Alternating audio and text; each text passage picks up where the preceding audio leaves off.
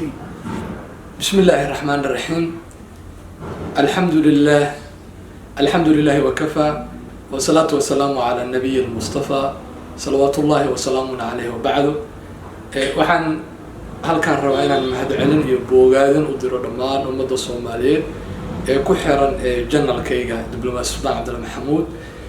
aad iyo aad baan idin salaamaya, waa idin soo dhaweynayaa, mahad korkiina ha ahaato.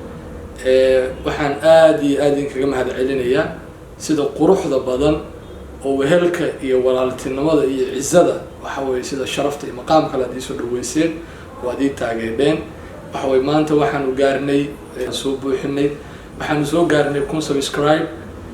alxamdulillah aad baan u mahadsannahay. insha Allah jasaakumullahu khayran.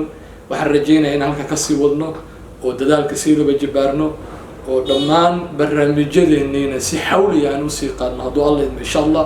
waxaan rabnaa asbuucyadan gudahood inaan bilowno ilaa dhowr barnaamij sida barnaamijka nolosha iyo waxyaalaha la xiriira iyo hogaamintooda ayaan rabnaa insha Allah inaan bilowno liqudrati ala tahriik الناس نحو الهدف si qofku uu saacadadiisa iyo wanaagiisa iyo horumarkiisa ay guusha ugu horseedo. aad iyo aad baan mahadsantiin. maanta aad baan u faraxsanahay waxa weeye kun subscribe maadaama gaarnay. waxa weeye asal idinka u ah aad baan u mahadsantiin. Assalaamu calaykum waraxmatullaahi wabarakaatuh.